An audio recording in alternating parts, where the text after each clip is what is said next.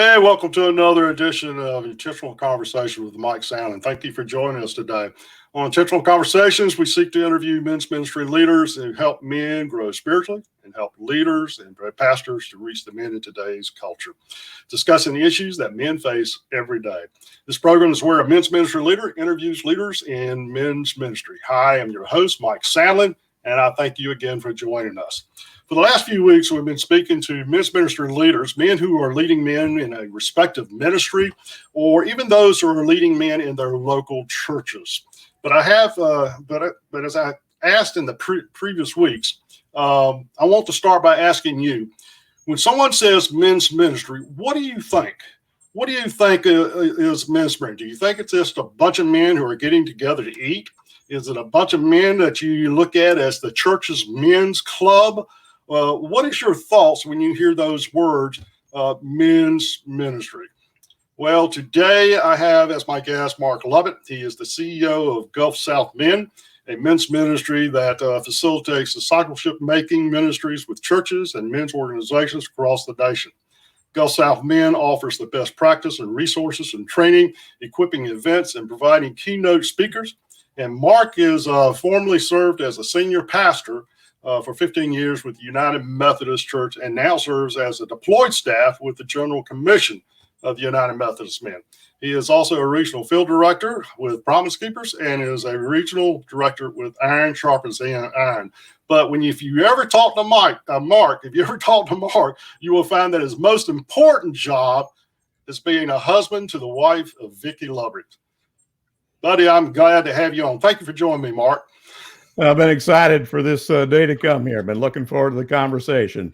Yeah, Mark and I have known each other for, 4 or 5 years now. We work together in Iron Sharpens Iron, really, and in respects, we have our connection that way. We'll talk about that here in a little while. But Mark, I want to ask you a couple of questions first as we get started, and let our listeners get to know you just a little bit better from a spiritual standpoint. But what is a verse that God may be using right now to speak into your life, or just a verse in general that you see from your ministry standpoint that is very significant as you ministering to men? I'll just let you share that for a minute. My heart, from the moment I first read it and continues, is the entire book of Joshua, but in particular, the very first chapter and verse 7 through 9 really encapsulates my heart, where I am, and I believe the calling. And at verse 7 starts out, be strong and very courageous. Be careful to obey all the law that my servant Moses gave you. Don't turn from the left or the right, that you may be successful wherever you go. And it goes on to say, keep this book of the law always on your lips. Meditate on it day and night so that you may be careful to do everything written in it. Then you'll be prosperous and successful. And it wraps up, have I not commanded you? Be strong and courageous. Don't be afraid. Amen. Don't be discouraged. For your Lord, your God, will be with you wherever you go. And there are times in men's ministry when you've got to be strong and courageous, but always you've got to be Christ-centered. And it's just easy to pick up the bait and the temptation to pursue something that really isn't of Christ. It seems important, but it's a side trail. So anyhow, I keep that scripture in front of me. It's actually on my screen, and that's part of my daily prayer regimen. Oh yeah, I mean, Joshua, you see those words several times about be strong and courageous, and we need to be, as men, we need to be in that mode all the time. And the only way we can do that is doing what Joshua 1:8 says, and that is, don't let the word depart from your mouth, but meditate on it day and night. Thank you for sharing that. Well, Mark, I got to ask you this question. I know I've, like I told our audience in our introductions, that I've known you for a while. But one thing I don't know about you is how in the world did God get you into ministering to men? I don't think you'll disagree with me that ministering men is one of the hardest jobs you can do in the church. And a lot of leaders in the church will shy away from that because it is so difficult. So how did God get you into ministering to men? That was really through a personal need and a personal journey. I joined the church at a point in my life when I was struggling. But I was coming to the church as what I'd call a typical guy who's unchurched. So I didn't really know anything about Jesus. I just knew that the church was a place that probably had some good moral values. I could probably get away, if you look at it from a school perspective, by being a D student. So I didn't have to be an A student and keep all the rules that I saw in the church. So I came into it from that perspective. What I wanted to do was fix the problems in my life. I didn't see the answers, though, in the church. Heard great sermons. They had really great people. But when I looked at what the church offered, for me, as at that moment, a man going through a divorce and struggling with a career, I wasn't finding answers. Along that same time came Promise Keepers. And at that time, they talked about some standards that appealed to me. Learning how to keep your promises, learning how to be a godly man, learning how to be a good husband, a good son, a good father, a good brother. Those things really appealed to me. So I looked into Promise Keepers, and they in turn connected me to tools and resources that were biblically founded that answered problems with relationships. It answered problems with integrity. It helped me understand how to apply the Bible as a man to my personal needs. And so I began men's ministry as a student and a participant. Something kind of surprising happened a couple of years into the process. We formed small groups, still meet with them today, almost 30 years later now. And in there, I heard a call from God to serve. I was happy to do that. Thought it'd be as a layperson, maybe as a men's guy or some area in the church. But the call really began to focus on becoming a pastor. And that later became affirmed. I went through a year-long discernment process and became a pastor, and I loved it. And I pastored for 15 years. But I got a wake-up call. Man in the Mirror offered a survey, a self-assessment survey one day to determine how effective we are in making disciples. And it asked 8 questions that assessed how well I was doing as a pastor, we were doing as a church, in reaching men, connecting them to Jesus, and helping them grow. When I looked at the men in my church, I had great guys, always had great guys, few of them, but great guys. But the only men who were changing, transforming, were the ones I was personally meeting with once a week. The others were exactly the same they were 20 years ago. Their household didn't reflect a Bible-centered, Christ-centered lifestyle. Good people, but Jesus clearly wasn't the standard they were living up to. And I didn't know how to do that. So I started looking. I thought there must be resources here as a pastor that I'm just not taking advantage of. And I was shocked and surprised to find that systemically, denominationally, and through our seminaries, there is nothing. There are general tools and resources on how to do sermons, how to study, how to structure and organize a church, how to embrace certain ministries, but nothing that showed the urgent need to connect men to Jesus or how to do it. That in turn helped me hear the next call, which is to step out of the pulpit and to address this issue as a parachurch ministry.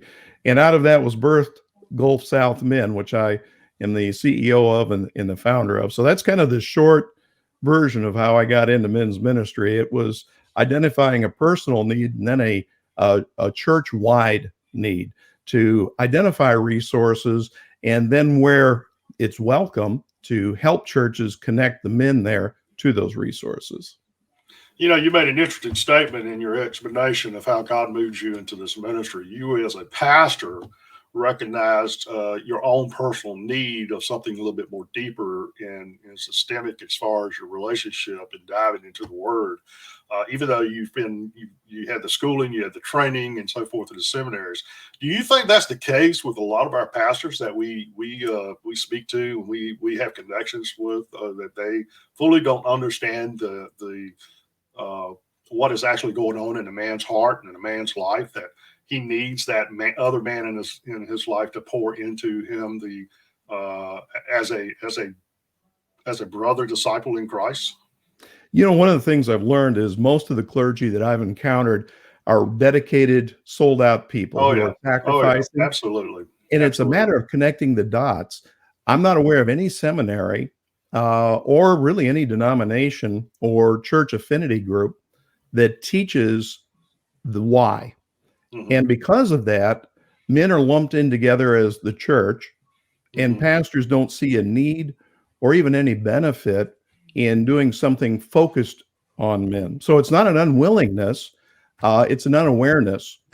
And we don't teach the outcome based measurement. What we teach as a church here in the Western world is that if you do nice things for the family and you meet some of the needs, you're doing the work of Christ. All churches want to make disciples. All pastors want to make disciples, and they're trying so hard. What's missing is a way of assessing the effectiveness and the outcome. And so I discovered that. I've also discovered that most men don't come banging on the pastor's door saying, I need a men's ministry. The ladies will do that. The parents for their children will do that. And other special groups will. As a group, men don't do that. So the pastors are just not aware. I find some aren't terribly receptive to the idea because they see focusing on men as empowering men to become dominant. And they're not seeing it as a person who influences culture, family, and society. They're seeing it as creating an elite group that now has power that will not be managed properly. Now, that's not all pastors, clearly, and it may even be the significant segment, but I found that some resist men's ministry for that reason. There are some people also in the clergy that have been hurt deeply by men who were, quote, leaders in the church, who were, their family was hurt, their ministry was hurt. We've had a large number of pastors chased out of churches by men's leaders who had a personal agenda. The net result then is that the clergy are either unaware or a little bit reluctant to embrace this, and they don't see a benefit from that. So one of the things that I try to do is start with the why and the outcome.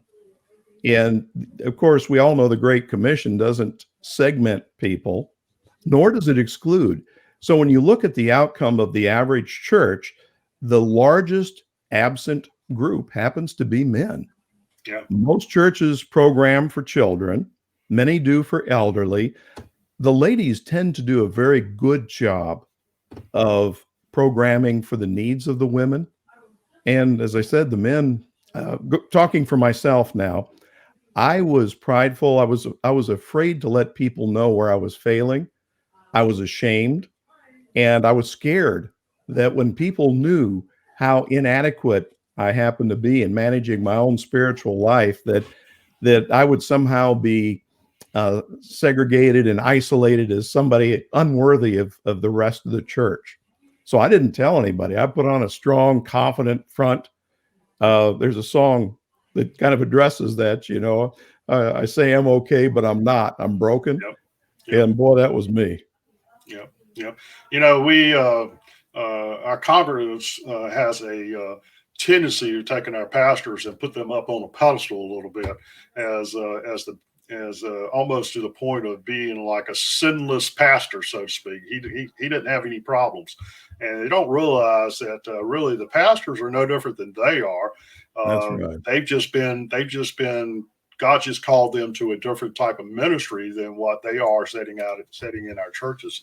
And so we have to understand the needs of our pastors as a human being. Also, they struggle with it. Amen. One of the things I have, let me throw this out to you. I know that I have sat in a room full of pastors and in the Baptist world, because I come from the Baptist world, but that never mind, it's just semantics. But I've sat in a room full of pastors, and I've made this statement. I said, we have done an excellent job of getting our men, of putting their hands to work, and things like disaster relief, wheelchair ramps, and building those kinds of stuff. And they go out there and they really do it. But I have to say that we've done an equally poor job of speaking into their lives to help them to grow in Christ. What would you say to me if I said that to you? which I just did. Well, as someone who's interested in doing a better job, I'd be receptive, but as a pastor, I'd probably be a little defensive, be honest with you, because pastors tend to feel inadequate to the job, no matter what they say or do. They tend to feel that way. But I would agree with everything you just said. More than that, I've done a great deal of research over the past 20 years. I've looked at government studies. I've looked at university studies. I've looked at Barna and Gallup studies that assess the quality of life based on a lot of factors and what are the influencing factors. And it assesses both good quality life and bad quality life. More importantly, this research focuses on outcomes and how to influence the outcomes.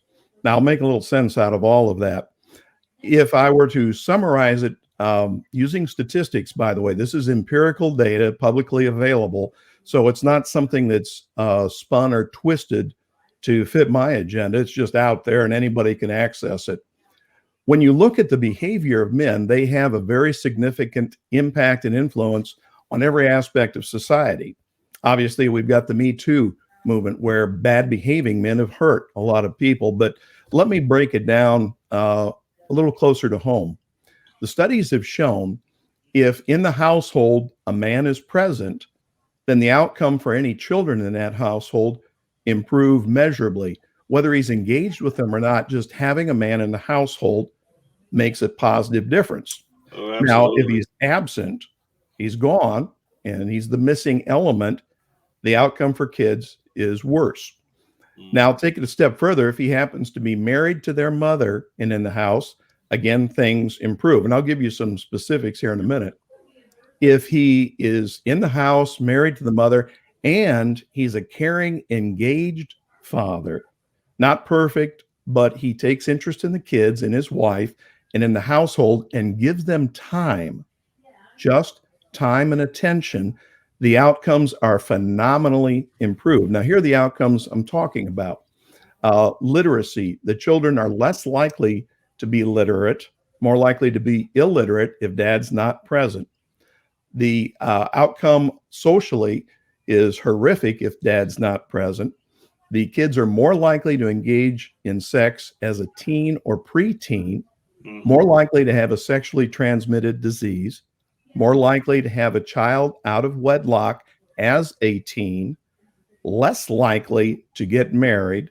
If they marry, they're less likely to stay married. They're less likely to do well in school. Most won't graduate high school. They're much less likely to go on to secondary education. They're more likely to become incarcerated, significantly more likely to become incarcerated. They're more likely to suffer from an addiction of some sort that impacts the family negatively. They're also less likely to be healthy long-term, and they're less likely to earn a good income if dad's not there. Now, when dad is there and he's engaged in a positive way, those things turn around in a radical and wonderful way. The outcome then, if these kids aren't doing drugs, having sex, being single parents with dad not present, the outcome is a great benefit to not only society, because crime's reduced, you have more literate people, you have better workers, but families start to be functional and fruitful, developing other healthy families. And this is all empirical data. So with that data in place, every church then ought to be highly motivated to make certain that dad's included. See, men are excluded, not by design, but by process. They are excluded from most disciple-making processes. There are Bible studies, there's Sunday school classes, there are courses, but there's no prescribed process that reaches men with a good outcome. And I say that because as churches assess their outcomes and they look at how daddy behaves outside of that 1 hour at church a week, he looks a whole lot like his next door neighbor. Divorce rates are similar. All the other negative indicators are very similar to unchurched people when you measure men. So that's kind of the upshot. Going back to your question about clergy and pastors and their awareness, they're not taught this. And it's really not been a focus of any government. There's some agencies that recognize this, but most are patching the symptom of men who don't know Absolutely. Jesus. Absolutely, absolutely. And I couldn't help but think of two things when you were talking about that and talking about the ministries that are generally most prevalent in our churches with the women's and the children's. I remember a mutual friend of ours who has gone on to be with the Lord now, but Jeff Kasiah, Coach K, he showed me a picture one time of when he was visiting a church, and I won't say where it was at, but when he was doing a walkthrough on the campus, and he came across this table that had three baskets on it with brochures on it, and you had a brochure for women's ministry, a brochure for youth ministry, and a brochure for children's ministry. And he said, "What's missing from this picture?" And that's true for a lot of our churches. The other thing that you spoke of there was the fact of engaging. A dad is in the home that is engaging. We've got those statistics of how many children are growing up in fatherless homes, but we really don't know how many children are growing up in homes where the dad is there but is not engaged. And Good it's in point. essence, it's still a fatherless home in a lot of ways. And that's a key point of helping our dads to be engaged. And I appreciate you sharing all of that. Let me ask you this. I want us to get into some of our ministry opportunities that you are heavily involved in. I know you shared a little bit about Gulf South Men, about a little bit of how it came about, but share a little bit more of the mission and the purpose of Gulf South Men so our listeners can understand how they can tap into you and access a lot of your resources that you have through your ministry. Well, as I mentioned, that as a pastor, I wasn't identifying any resources that I could use for the men in my church. And it wasn't because they weren't necessarily out there. I just didn't have any way of identifying and finding them. Gulf South Men specializes in identifying best practice. In other words, these are things that work. And these are tools like training tools, studies, resources, helps, counseling, and coaching. And we make this available to interested churches. Not every church is ready to tackle this. They have other things that need to be a priority properly. But those that are ready for it will come alongside the church and will help them craft a custom plan and process to meet the need that they've identified at the moment. Mm. And so that might be several engagements. It might be a holistic process where we're helping them craft a front to back discipling process. Mm-hmm. Sometimes we'll go in and we'll simply facilitate the formation of a small group or beginning of a ministry that meets men where they are. Other times we'll provide specific resources addressing needs like pornography or widowers, whatever the specific need might be. Young men who have a new family, they're trying to build a career and somehow survive in marriage. What do you have in the church to meet that particular need? We'll identify that, bring it to the church, and we'll either train somebody there to facilitate it or we'll do it ourselves. Mm-hmm. In addition, going back to best practice, we look for ways that can excite and motivate men. That connects us to the other ministries. Iron Sharpens Iron is an equipping ministry whose client really is the church. The intent there is to build into the men and send them back to the church aware and equipped with new resources that they can share. Yep. Likewise, Promise Keepers fills a very vital void. They have a dynamic experience, a group experience that helps men feel confident that they can do this. It gives them a burning desire to grow spiritually, and it gives them the sense that they are not alone, that their struggles are common to all other men. So Gulf South Men looks for resources like this and ways to connect. We help local governments. We work through police departments, through state governments, et cetera, to help provide spiritual support for leaders and to provide resources for those that want that. That includes prisons and a variety of other ministries wherever men happen to be. Oh, that's wild, and that you go. And I know that you're reaching out, not just in the Louisiana area where you're physically located, but I know your logo covers 3 or 4 states on either side of you: Texas, Mississippi, Alabama, and things of that nature. But you're reaching out beyond that now these days, aren't you? You know, it's the prayer of Jabez. God has expanded and broadened our territories, and we actually have a footprint and a presence now in uh, both coasts of the United States and a couple other continents, a couple other countries, and we really go where the need is. And of course, we submit it to prayer. The need's everywhere, and we try to discern where God would have us serve. But yes, we've been helping people in quite a few other countries and all across the United States. Yeah. How long has Gulf South Men been in existence again?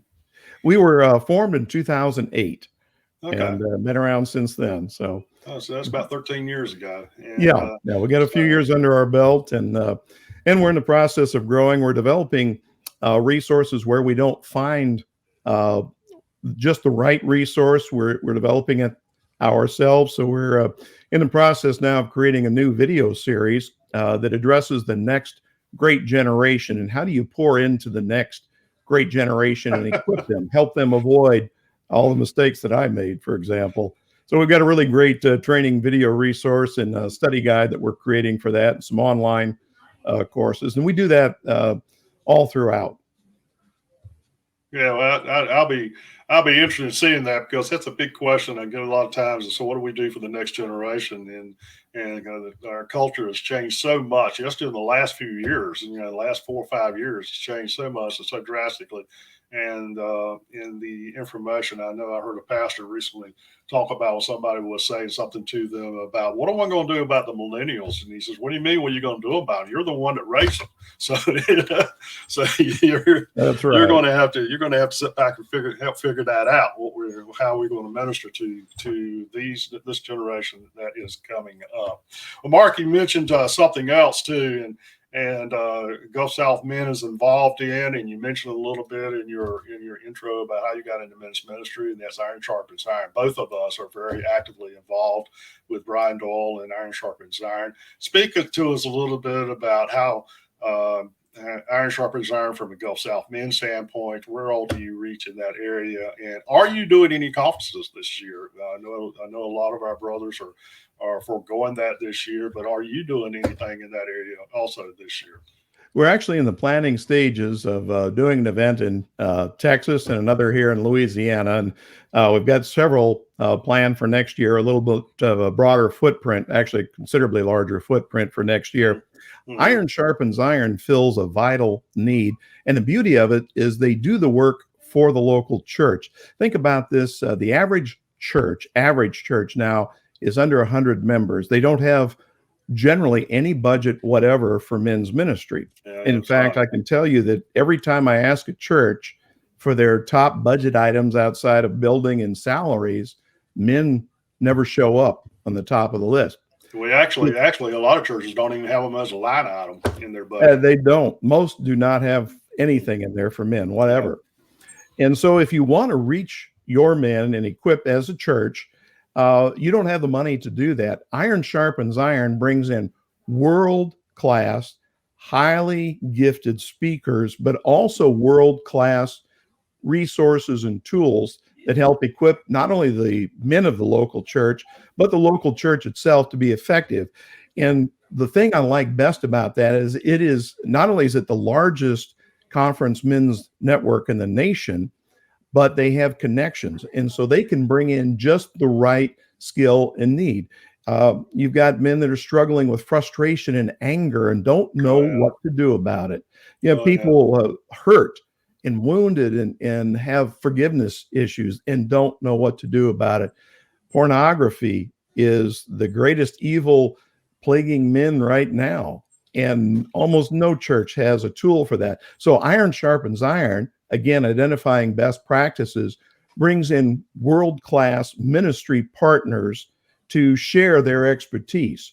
And so the men who come to Iron Sharpens Iron go back to their church informed and aware of a vital tool that they can make use of. I love it for that. It also motivates the men. It's a catalytic event. And here's the thing that I like best about it. It builds a team of men who are on fire for Jesus, motivated and equipped to serve in the local church overnight. In one day, if a church brings the men to this event, these guys will go back as a solid team who are ready to do whatever the pastor and the church want them to do. They're ready to grow personally, but they're much more ready to take it beyond that and to help others grow and come along with them on the journey. I love Iron Sharpens Iron for that reason. It's effective, it's proven, and it's world class. Amen. I agree with that. And you were speaking of men, just to let our listening audiences know, we're not just talking about like the 30s and the 40s. We're talking about men who are still in their teenage years, getting ready to move into that adulthood.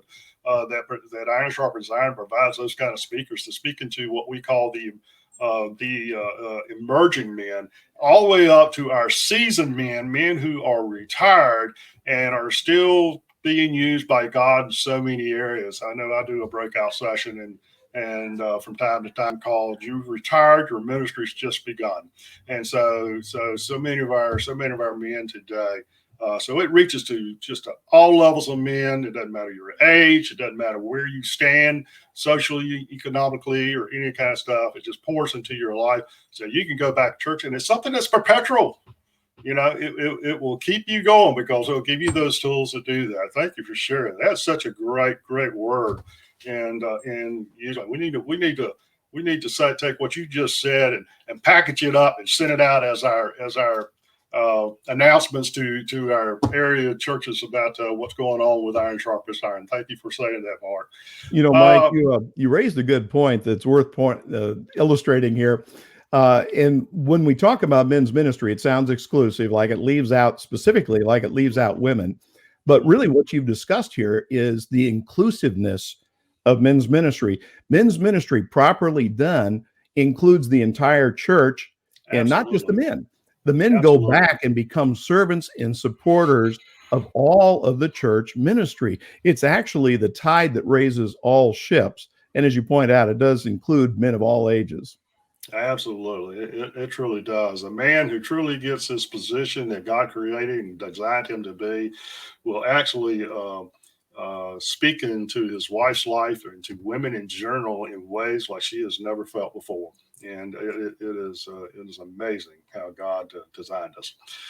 Let's talk about something else that you're heavily involved in. And it's a big event that's coming up this July. I know that it was hoped to be done last year live, and it wasn't able to be done so because of the pandemic. But that is Promise Keepers. A lot of men who grew up in the 80s and 90s knows about Promise Keepers, and was kind of disappointed when it kind of went away about 2000, at least the large stadium meetings. And now it's coming back.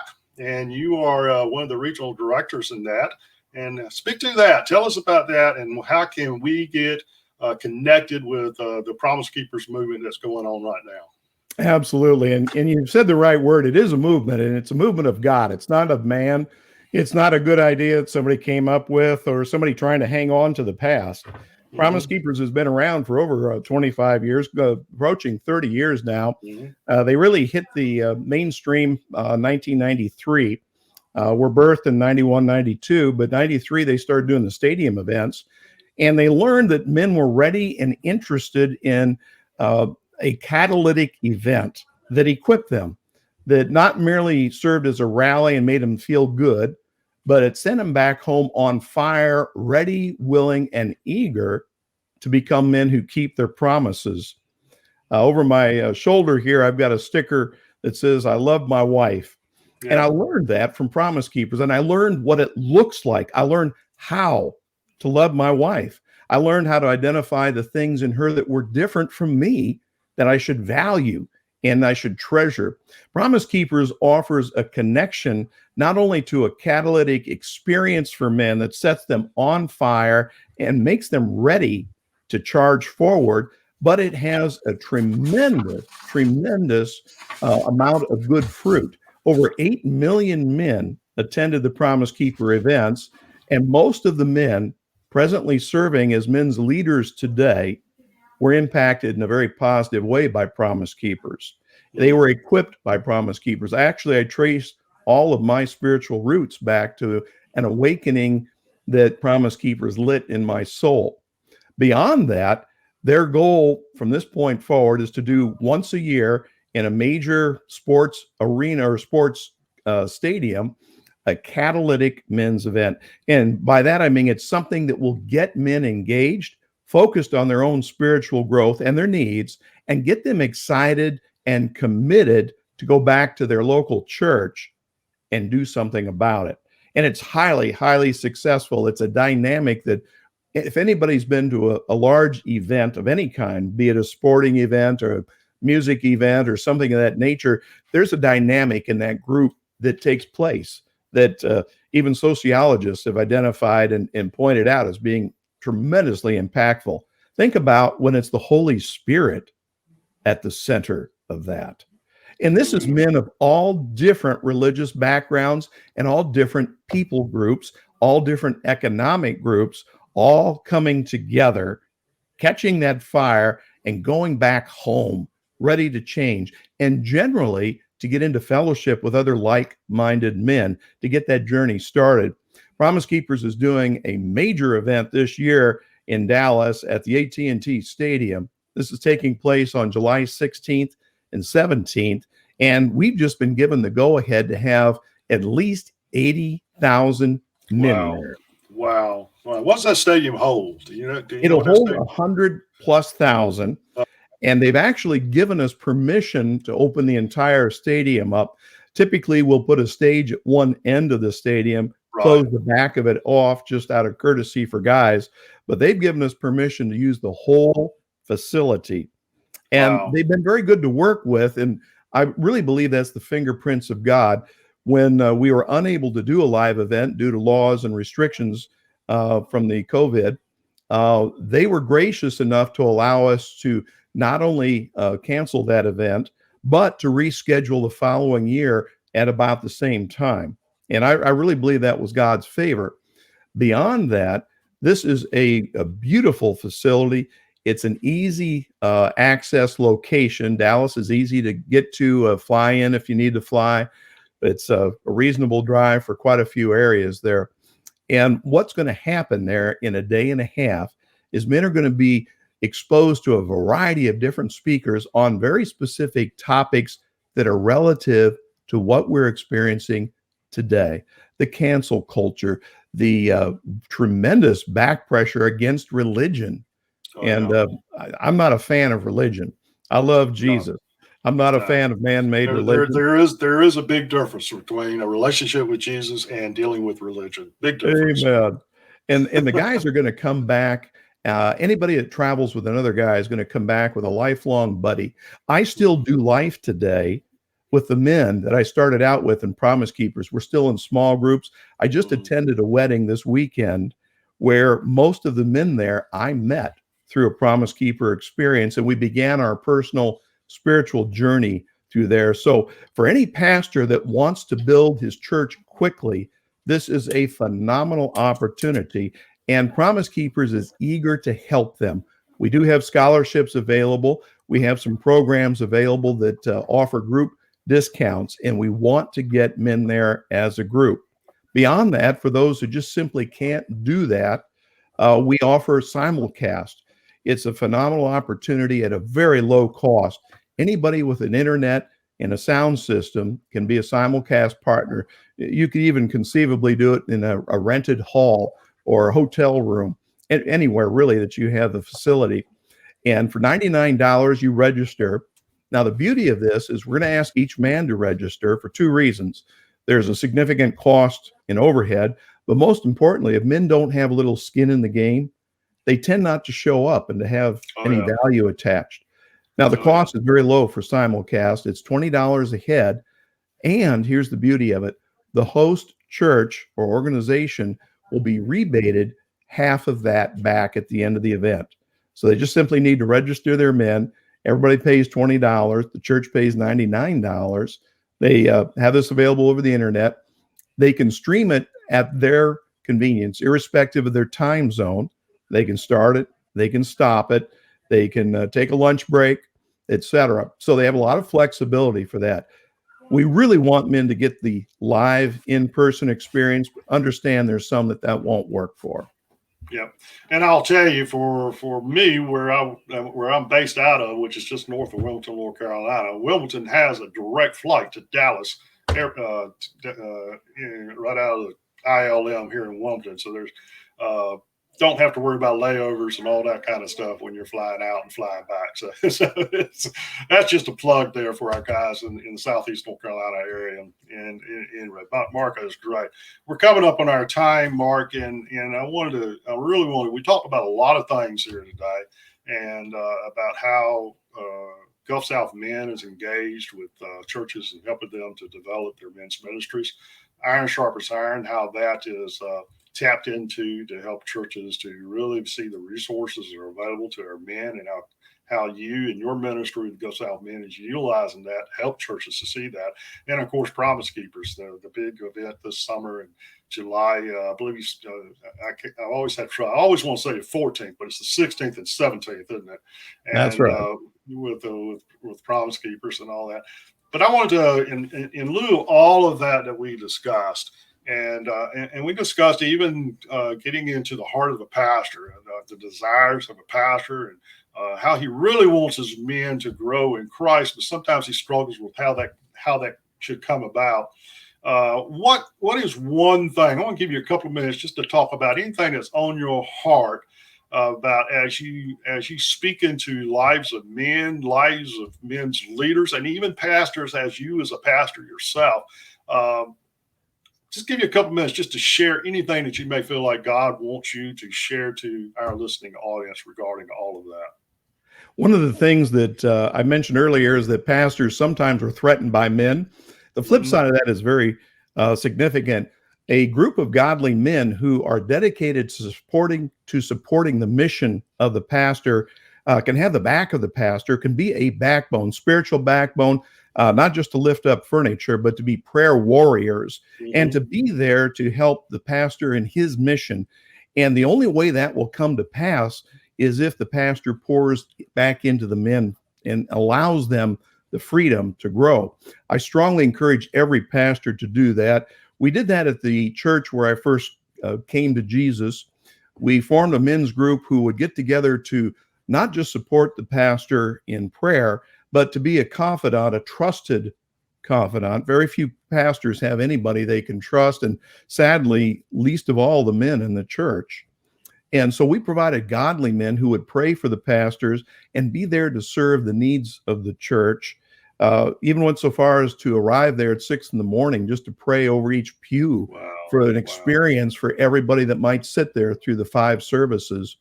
So I would encourage pastors to strongly consider building into their men in this way, and men to support their pastor, to not come up and demand. It's so rare that a man comes up to a pastor and says, "What can I do for you today?" We offered free weekends for the pastor and their entire family where we paid for it, and we picked up the slack when they were gone. And it wasn't to get them out of the pulpit, it was to give them a life and a balance. And we filled in where needed to help support the needs of the church as they arose during emergencies. We were a reliable group of people, spiritually founded. I think every church will benefit from that. Absolutely. And I appreciate you sharing all of that. Well, Mark, I appreciate you being on with us. And for our listening audience, if you want to know more about Gulf South Men, you can go to gulfsouthmen.org, and you can find out all the information you need to know about Mark and his ministry. If you want to reach out to Mark himself, he's given me permission to put up his email there, which is Marko, Marko at gulfsouthmen.org, and you can reach out to him. And I'm sure Mark would be glad to reach back to you and speak to you about anything dealing with men's ministry, or even just having a relationship with Jesus Christ himself. And so it's pretty important. Mark, I do appreciate you being on the podcast today. It's been a great honor. I always enjoy talking with you. And maybe soon we can have one of our ISI leadership meetings again at some location where we can get all of our ISI guys together again and just have a good time of fellowship and learning from each other. But then anyway, that's great. If you want to know more about CapeFearMen.net, Cape Fear Men Ministry, just go reach out to CapeFearMen.net, and you can find out about us. You can reach out to me and Mike.Sandlin at united-men.net. I'm getting tongue-tied here at the end of the day. I don't know why. But at any rate, guys, Sandlin at capefearmen.net. It's been great having Mark Lubbock on for us today. And if you have any more questions for us, just reach out to Mark. He'll be glad to have one. I hope you will join us again next time on Intentional Conversations with Mike Sandlin.